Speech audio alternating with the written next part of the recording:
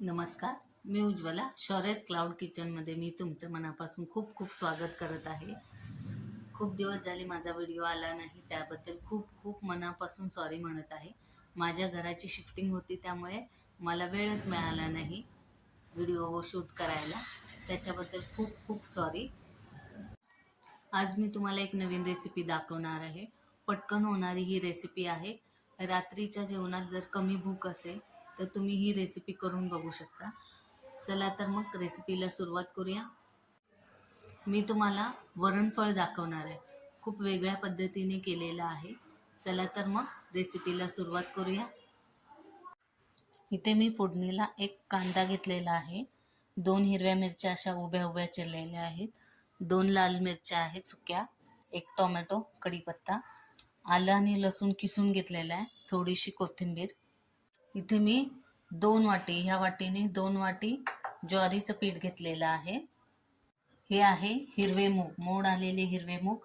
मी कुकरला शिजवून घेतलेले आहेत चांगले गीर असे. आणि हे एक छोटा चमचा गव्हाचं पीठ घेतलेलं आहे.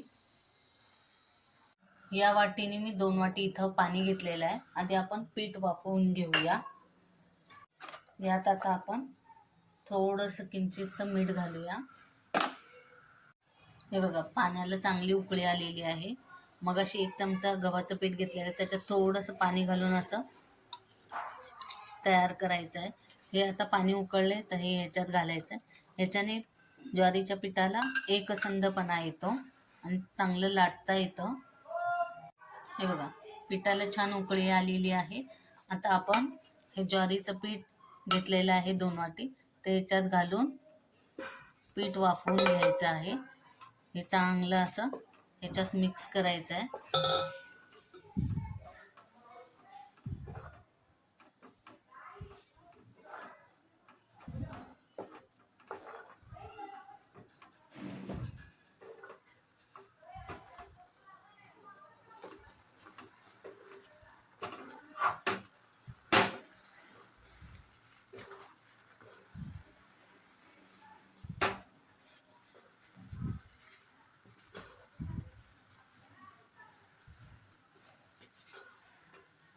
असं चांगलं मिक्स करून घ्यायचं आहे. हे आता छान मिक्स केलेलं आहे. 10 मिनिटं आपण वाफ निघू दे ह्याची. ज्वारीच्या पिठाची उकड होईपर्यंत आपण इथं फोडणीची तयारी करूया. इथे मी एक कढई ठेवलेली आहे, त्याच्यात 2 पळी तेल घातलेलं आहे. तेल गरम झालं की मग आपण थोडंसं हिंग घालायचं आहे फोडणीसाठी. थोडेसे जिरे, थोडीशी मोहरी. मोहरी तडतडली की ह्याच्यात थोडासा कढीपत्ता, मग हा कांदा घालायचा आहे. चांगला खरपूस भाजून घ्यायचा. हे बघा, ज्वारीचं पिठाची उकड छान झालेली आहे. आपण हे एका भांड्यात काढून घेऊया. हे बघा, ही उकड आता थंड करायला ठेवलेली आहे आणि मग आपण चांगली मळून घ्यायची.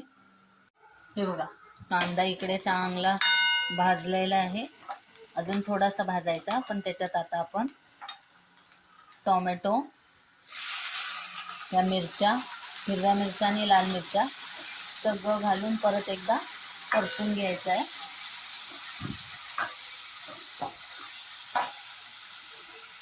हे आता सगळं कांदा टोमॅटो सगळं भाजलेलं आहे. याच्यात थोडंसं हे आलं लसूण पेस्ट आहे, ही टाकायची आहे आणि चांगलं परतून घ्यायचं आहे.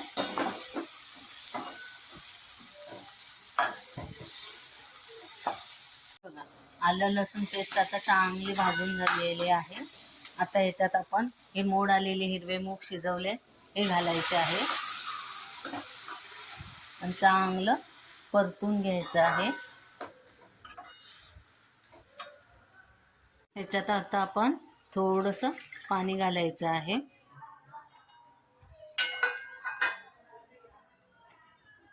यात आता आपण थोडीशी हळद घालायची आहे. याच्यात आता थोडंसं मीठ घालायचं आहे. मग अशी ज्वारीच्या पिठात घातले त्यामुळे ह्याच्यात थोडं बेतानेच घाला. याच्यातली थोडीशी कोथिंबीर घालायची.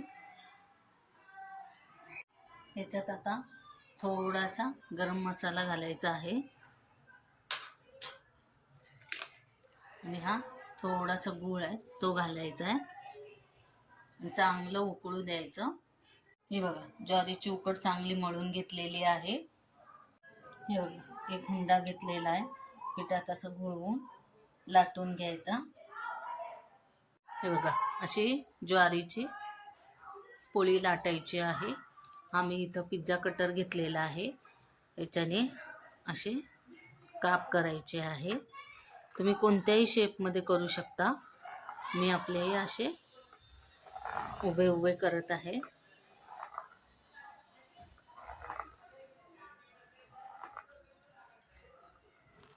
आणि मग हे असे तिरके करायचे.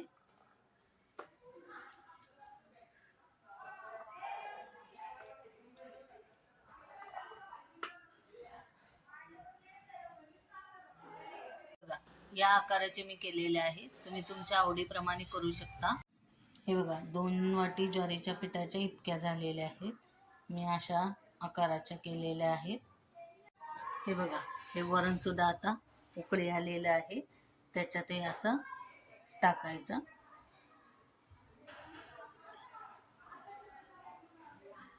हे असं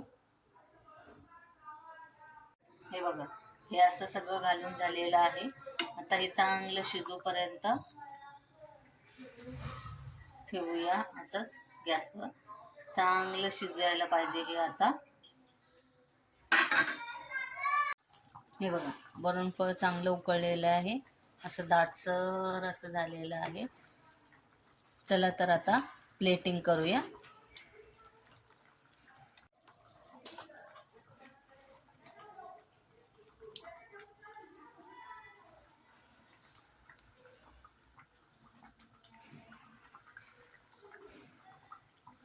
हे बघा हे वरणफळ आता एका प्लेटमध्ये घेतलेलं आहे.